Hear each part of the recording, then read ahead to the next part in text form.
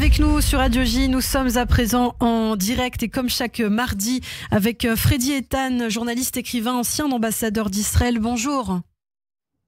Bonjour Ilana. Merci beaucoup d'être avec nous ce matin sur Radio J.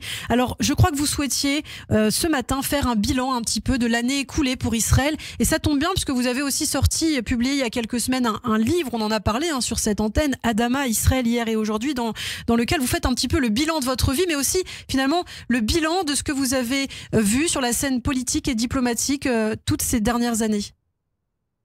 Oui, tout à fait. Écoutez, l'année 2023 s'achève dans un climat de morosité, d'inquiétude et d'incertitude. Hier, comme vous le savez, c'était Noël. Les chrétiens arabes israéliens et palestiniens célébraient la fête dans l'apathie et la mélancolie, en solidarité avec les Gazaouis. Et on accuse Israël d'être responsable de la situation. Et je me pose la question essentielle. Qui a chassé et massacré les chrétiens d'Orient?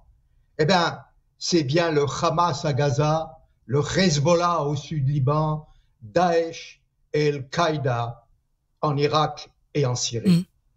Et depuis 1967, nous sauvegardons l'indépendance du culte à toutes les religions.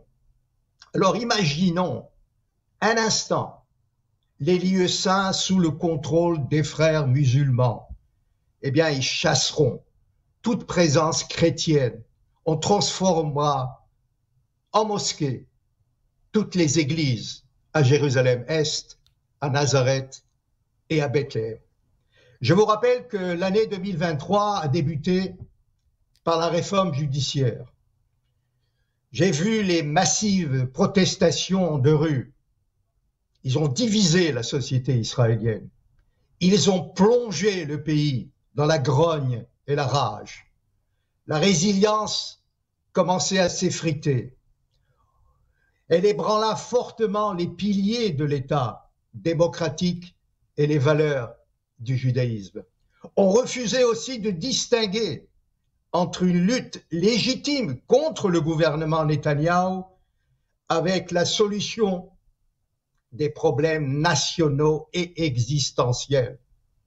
Eh bien, ces jours-ci encore, pas plus tard qu'hier, alors que les soldats tombent dans les combats acharnés à Gaza, les mêmes manifestants appellent à la démission du Premier ministre. Et je salue au passage le président Herzog. Nous apprécions son appel émouvant hier à mettre un terme aux disputes et à la violence verbale, au moment où nos enfants, nos petits-enfants, se battent comme des lions pour chasser le Hamas. En effet, l'union est notre force. Notre foi est collective et puissante. Maintenant, concernant la réforme judiciaire, Netanyahou, il faut dire, a laissé faire. Il a offert carte blanche à son ministre de la Justice, Levin. Eh bien, le résultat, division et manifestation monstres. Il y a toujours d'ailleurs des ministres incompétents, des leaders d'opinion capricieux et têtus qui ignoraient les conséquences de la déchirure de la société israélienne et les retombées sur nos institutions, en particulier au sein de Tzahal, l'armée du peuple. Ils ne se préoccupaient pas sérieusement des dossiers brûlants ni de l'image d'Israël à l'étranger. Pire encore, ils ignoraient les intentions réelles de l'Iran et des préparatifs de la guerre par le Hamas et le Hezbollah. Ils demeuraient insouciants face aux dangers. Et voilà que le 7 octobre arrive et tout bascule. Quant à la réforme judiciaire, personne n'ose en parler. D'ailleurs, il est plus urgent de modifier le système électoral car il est impossible de gouverner dans des conditions actuelles avec des petits partis extrémistes, charnières et capricieux. Alors, depuis le terrible jour du 7 octobre, nous combattons ensemble pour une juste cause. Cette guerre se poursuivra et Benjamin Netanyahu l'a dit hier, plusieurs mois, peut-être une année entière. Le bilan est déjà très lourd. Les conséquences seront très graves. Je vous donne un chiffre publié ce matin officiellement. Il y a eu 491 soldats tués, dont 282 dans la seule journée du 7 octobre.